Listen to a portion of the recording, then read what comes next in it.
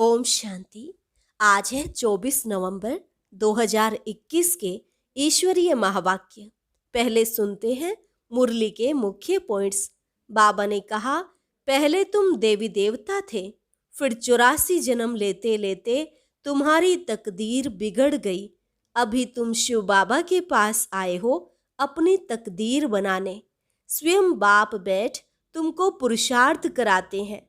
कहते हैं, मुझे याद करो, पवित्र बनो।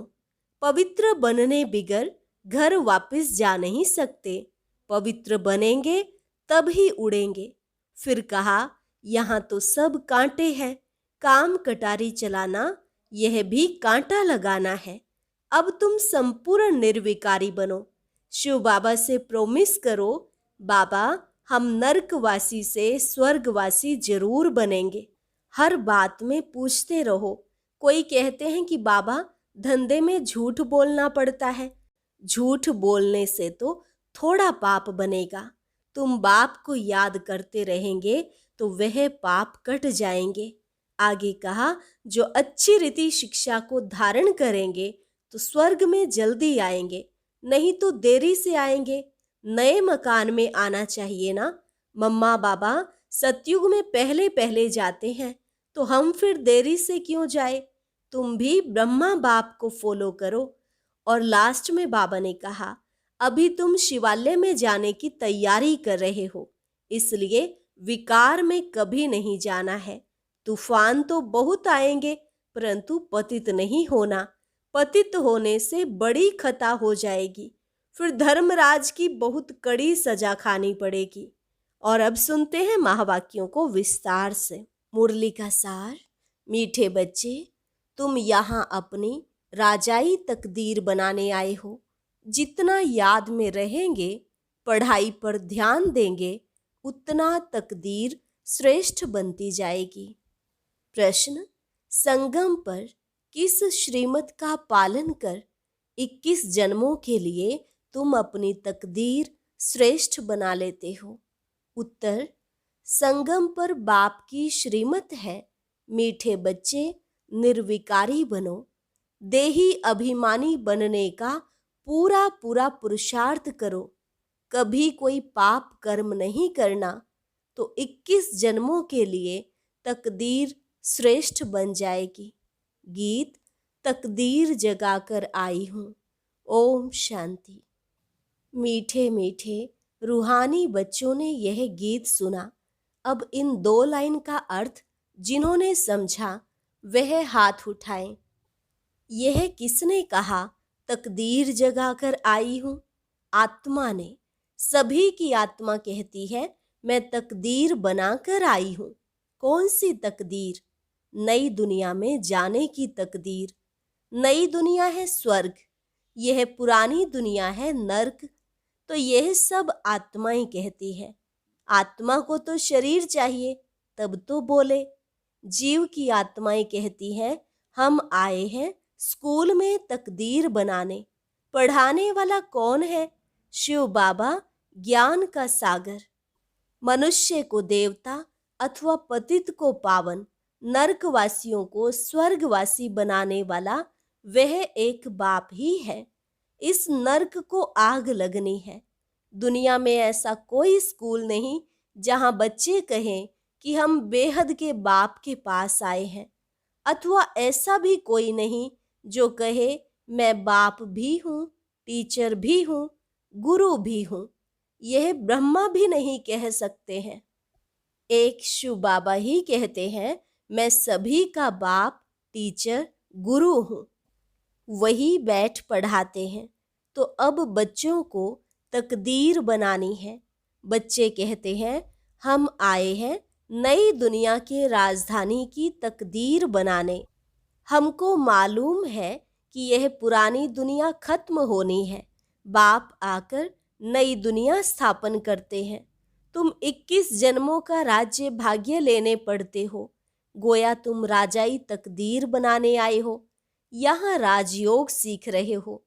यह गीत तो भले उन नाटक वालों का बनाया हुआ है, परंतु इसका अर्थ फिर समझाया जाता है।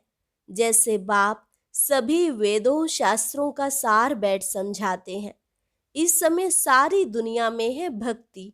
सतयुग में भक्ति मंदिर आदि होते नहीं। तुमने आधा कल्प भक्ति की है, अब तो भगवान मिल गया है। पहले पहले भारत में इन देवी देवताओं का राज्य था, फिर 84 जन्म लेते लेते तकदीर बिगड़ गई है। अब फिर से तकदीर बनाते हैं। बाप आए ही हैं तकदीर बनाने। बच्चों को कहते हैं मुझे याद करो, तुम बहुत ही पाप आत्मा बन पड़े हो। पहले पहले भक्ति की जाती है शिव बाबा की, वह है अव्यभिचारी भक्ति। फिर भक्ति भी व्यभिचारी हो जाती है। तो बच्चों को पहले पहले यह निश्चय होना चाहिए कि जिसको भगवान कहा जाता है वह हमको पढ़ाते हैं। उनको कोई शरीर है नहीं, वह इस शरीर में बैठ बोलते हैं। जैसे तुम्हारी आत्मा इस शरीर में आने से बोलने लगती है। कभी कभी मनुष्य मर जाते हैं, फिर जब शमशान में ले जाते हैं तो आधे में चुरपुर करने लग पड़ते हैं। ऐसे आत्मा चली गई फिर आई नहीं। आत्मा बिल्कुल सूक्ष्म है ना, तो कहाँ छिप गई? ऐसे कहेंगे अनकॉन्शियस हो गई, किसको पता नहीं पड़ा। ऐसे कभी कभी हो जाता है। चिता से भी जाग पड़ते हैं, फिर उनको उठा लेते हैं। तो यह क्या हुआ? आत्मा कहाँ छिप गई, फिर अपने ठिकाने पर आ गई। आत्मा नहीं है तो शरीर एकदम मुर्दा हो जाता है। तो आत्माओं का देश है परम धाम। तुम जानते हो हम वहाँ उस घर के रहने वाले थे। पहले पहले हम आत्मा घर से आए हैं सतयुग में। भारतवासी जो देवी देवता थे वही आए होंगे। वास्तव में जो धर्म स्थापन करते हैं पिछाड़ी तक कायम रहते हैं। बुद्ध का धर्म कायम है, क्राइस्ट का धर्म कायम है। सिर्फ देवी देवता धर्म वाले जो राज्य करते थे उनका नाम ही गुम है। कोई भी नहीं है जो अपने को देवी देवता धर्म का कहता हो। बाप समझाते हैं भारतवासी अपने धर्म को भूल गए हैं। हमारा गृहस्थ धर्म पवित्र था, संपूर्ण निर्विकारी महाराजा महारानी का राज्य था। उनको कहते हैं भगवती लक्ष्मी और भगवान नारायण। वास्तव में भगवान एक है, उनको ही ज्ञान सागर कहा जाता है। इन लक्ष्मी नारायण में तो कोई ज्ञान है नहीं। ज्ञान का सागर एक ही शिव बाबा है। वह बैठ तुम बच्चों को ज्ञान देते हैं। तुम अभी पढ़ रहे हो, यह पढ़ाई फिर वहां भूल जाएंगे। अभी तुम हर एक समझते हो हमारी आत्मा में 84 जन्मों का रिकॉर्ड भरा हुआ है। आत्मा अभी नॉलेज ले रही है, फिर सतयुग में जाकर अपना राज्य भाग्य करेगी। तुम कहेंगे हमने 84 का चक्र लगाया, अब बाबा से हम स्वर्ग की बादशाही ले रहे हैं। हर एक उस दादे से वर्षा लेते हैं, परंतु अपने अपने पुरुषार्थ अनुसार।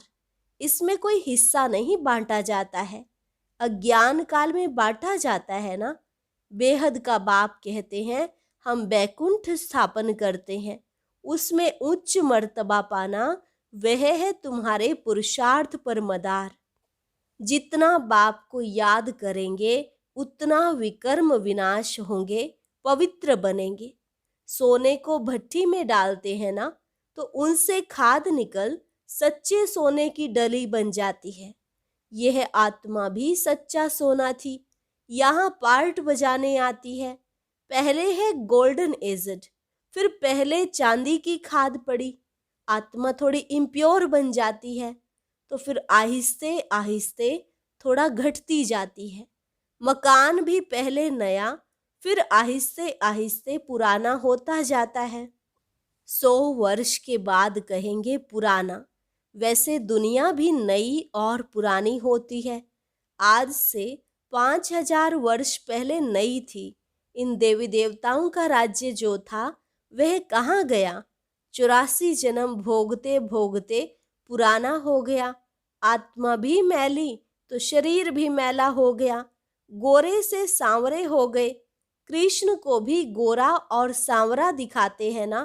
टांग नरक तरफ, मुंह स्वर्ग तरफ दिखाना है। तुम भी उस कुल के हो, तुम्हारी भी टांग नरक तरफ, मुंह स्वर्ग तरफ है। अभी तुम पहले निर्वाण धाम में जाकर फिर स्वर्ग में आएंगे। कलयुग को आग लग जाएगी, मूसलाधार बरसात, आग, अर्थक्वेक आदि होगी। पतित आत्माएं सब हिसाब किताब चुकतू कर घर चली जाएंगी, बाकी थोड़े बचेंगे। पवित्र आत्माएं आती जाएंगी। अभी तो सब हैं कांटे। काम कटारी चलाना ये कांटा लगाना है। यहाँ तो बाप कहते हैं कि संपूर्ण निर्विकारी बनना है। बाप कहते हैं मुझे याद करो तो मैं तुमको स्वर्ग का वर्षा दूंगा, तुम पवित्र बन जाएंगे। तुम पावन थे तो गृहस्थ व्यवहार भी पवित्र था। अभी तुम पतित बने हो तो गृहस्थ व्यवहार भी अपवित्र विकारी है। सतयुग में व्यवहार धंधा भी सच्चा चलता है। वहां झूठ आदि बोलने की दरकार नहीं रहती। झूठ तब बोला जाता है जब बहुत पैसे कमाने का लोभ होता है। वहां तो अथाह पैसे मिलते हैं, अनाज आदि का कोई दाम नहीं रहता। वहां कोई गरीब होता ही नहीं। जो अच्छा पुरुषार्थ करेंगे वह महाराजा बनेंगे। हीरे जवाहरों के महल मिलेंगे। पुरुषार्थ पूरा नहीं करेंगे तो प्रजा में चले जाएंगे। राजा रानी, फिर प्रिंस प्रिंसेस, सारा घराना होता है ना। फिर प्रजा में भी नंबरवार साहूकार और गरीब प्रजा होती है। वहां तो सब पवित्र होंगे। राजा रानी, वजीर भी एक। वहां कोई बहुत वजीर नहीं रहते। राजा में ताकत रहती है राज्य चलाने की। तो जैसे बाप समझाते हैं तो बच्चों को भी समझाना चाहिए। हम भारतवासी देवी देवता थे। सतयुग में हमारा राज्य था। गृहस्थ व्यवहार में हम पवित्र थे, स्वर्गवासी थे। फिर पतित बनते बनते नरकवासी बने हैं, फिर स्वर्गवासी बनते हैं। यह खेल बना हुआ है। स्वर्गवासी एक जन्म में बन जाएंगे, फिर नरकवासी बनने में 84 जन्म लेने पड़ेंगे। सीढ़ी में बड़ा क्लियर दिखाया हुआ है। अभी बुद्धि में आया है कि हम जाकर स्वर्ग में राज्य करेंगे। अभी बाप से वर्षा ले रहे हैं। बाप ही सत्य बताकर नर से नारायण बनाते हैं। वे लोग जो सत्य नारायण की कथा सुनते हैं वह कोई नर से नारायण बनते नहीं, तो वह कथा झूठी हुई ना। यहाँ तुम बैठे ही हो नर से नारायण बनने के लिए। वह ऐसे थोड़े ही कहते कि पवित्र बनो, मामेकम याद करो। सत्य नारायण की कथा पूर्णमासी के दिन सुनाते हैं। अब इस समय पूर्णमासी कहा जाता है 16 कला चंद्रमा को। जब पिछाड़ी होती है तब चंद्रमा की लकीर जाकर रहती है, जिसको अमावस कहते हैं। अमावस माना अंधियारी रात। सतयुग त्रेता को दिन, द्वापर कलयुग को रात कहा जाता है। ये सब पॉइंट्स समझने की है। यह शिव बाबा बैठ पढ़ाते हैं। वह बाप भी है, टीचर भी है और गुरु भी है। इनमें प्रवेश कर आत्माओं को पढ़ाते हैं। बाप कहते हैं जैसे इनकी आत्मा भ्रिकुटी के बीच में बैठी है, मैं भी आकर यहाँ बैठता हूँ, तुमको बैठ समझाता हूँ। तुम पहले पावन थे, फिर पतित बने हो। अब मुझ बाप को याद करो। पवित्र बनने बिगर घर वापस जा नहीं सकेंगे। पवित्र बनेंगे तब उड़ेंगे। सब पुकारते भी हैं, हे पतित पावन आओ, पावन बनाओ, तब हम उड़े, अपने घर मुक्ति धाम में जाएं। वह है हम आत्माओं का घर। पतित घर जा नहीं सकते। जो अच्छी रीति शिक्षा को धारण करेंगे तो जल्दी स्वर्ग में आएंगे, नहीं तो देरी से आएंगे। नए मकान में आना चाहिए ना। नए मकान में मजा है ना। पहले पहले सतयुग में आना चाहिए। मम्मा बाबा सतयुग में जाते हैं, हम फिर देरी से क्यों जाएं? तुम भी फॉलो करो ब्रह्मा को। बाप को याद करते रहो। कोई बात में तकलीफ होती है तो शिव बाबा से पूछो, श्रीमत से ही श्रेष्ठ बनेंगे। पुरानी दुनिया में तो 5 विकारों रूपी रावण की मत पर चलते आए हो। पहले पहले है देह अभिमान, अभी तुम बच्चों को देही अभिमानी बनना है। मैं आत्मा परम धाम की रहने वाली हूँ, उसको शांति धाम कहा जाता है। ऐसी ऐसी बातें दूसरा कोई समझा न सके, बाप ही समझाते हैं। तुम्हारी आत्मा इन ऑर्गन्स से सुनती है। सतयुग में कभी शरीर खराब होता ही नहीं। यहाँ तो बैठे बैठे अकाले मृत्यु हो जाती है। सतयुग में ऐसी कोई बात होती नहीं। उसको कहा ही जाता है हेवन, स्वर्ग, पैराडाइज। फिर हम चक्र लगाकर पुनर्जन्म लेते लेते 84 का चक्र पूरा करते हैं। फिर बाप आकर बच्चों को स्वर्ग के लायक बनाते हैं। अभी तुम नई दुनिया के लायक बने हो। अभी तो नर्क है। अभी तुम आए हो नर्कवासी से स्वर्गवासी बनने की तकदीर बनाने। कहते हैं हम शिव बाबा के पास आए हैं तकदीर बनाने। कल्प कल्प हर 5000 वर्ष बाद हम तकदीर बनाते हैं। हम स्वर्गवासी बनते हैं। फिर रावण राज्य शुरू होने से हम विकारी बन जाते हैं। अभी सब विकारी पतित हैं। तब आप आकर नई दुनिया स्थापन करते हैं। नई दुनिया में सिर्फ तुम बच्चे ही होंगे, बाकी सब शांति धाम में चले जाएंगे। ऊपर में आत्माओं का झाड़ है। फिर अपने अपने समय पर आएंगे। जब हमारा राज्य होगा तो वहां और धर्म वाले होंगे नहीं। फिर द्वापर में रावण राज्य शुरू होगा। यह सब बातें अच्छी रीति धारण करनी है। यहाँ नर्कवासी से स्वर्गवासी बनना है। नर्कवासी मनुष्य को असुर और स्वर्गवासी मनुष्य को देवता कहा जाता है। अब सभी आसुरी स्वभाव वाले हैं। अब बाप बैठ पुरुषार्थ कराते हैं। बाप कहते हैं पवित्र बनो, हर बात में पूछते रहो।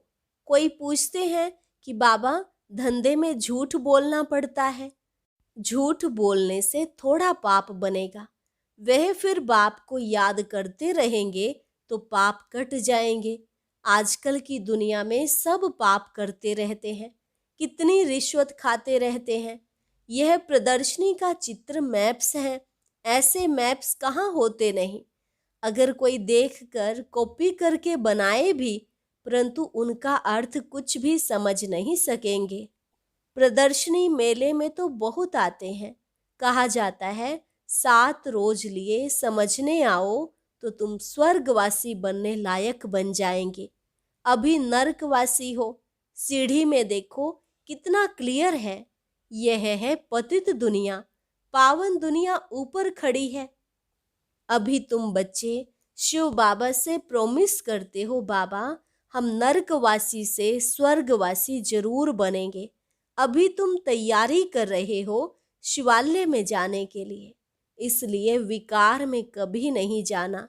तूफान तो माया के बहुत आएंगे, परंतु पतित नहीं होना है। पतित होने से बड़ी खता भूल हो जाएगी। फिर धर्मराज की बहुत बड़ी सजा खानी पड़ेगी। अच्छा, मीठे मीठे सिक्की लधे बच्चों प्रति माता पिता बाप दादा का याद प्यार और गुड मॉर्निंग। रूहानी बाप की रूहानी बच्चों को नमस्ते। रूहानी बच्चों की रूहानी बाप दादा को नमस्ते नमस्ते, गुड मॉर्निंग। धारणा के लिए मुख्य सार। पहली पॉइंट, मनुष्य से देवता बनने के लिए जो भी आसुरी स्वभाव है, झूठ बोलने की आदत है, उसका त्याग करना है। दैवी स्वभाव धारण करना है। दूसरी पॉइंट, घर चलने के लिए पवित्र जरूर बनना है। माया के तूफान आते भी कर्मेंद्रियों से कभी कोई विकर्म नहीं करना है। वरदान, सच्ची लगन के आधार पर और संग तोड़ एक संग जोड़ने वाले संपूर्ण वफादार भव। सच्ची लगन के आधार पर और संग तोड़ एक संग जोड़ने वाले संपूर्ण वफादार भव। संपूर्ण वफादार उन्हें कहा जाता है जिनके संकल्प व स्वप्न में भी सिवाय बाप के और बाप के कर्तव्य व बाप की महिमा के, बाप के ज्ञान के और कुछ भी दिखाई ना दे। एक बाप दूसरा न कोई।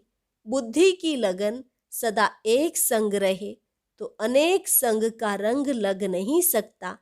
इसलिए पहला वायदा है और संग तोड़ एक संग जोड़। इस वायदे को निभाना अर्थात संपूर्ण वफादार बनना। स्लोगन: सत्यता की स्वस्थिति परिस्थितियों में भी संपूर्ण बना देगी। सत्यता की स्वस्थिति परिस्थितियों में भी संपूर्ण बना देगी। अच्छा, ओम शांति। आज की अव्यक्त मुरली जरूर सुने। उसके लिए ऊपर दिए गए बॉक्स को टच करें।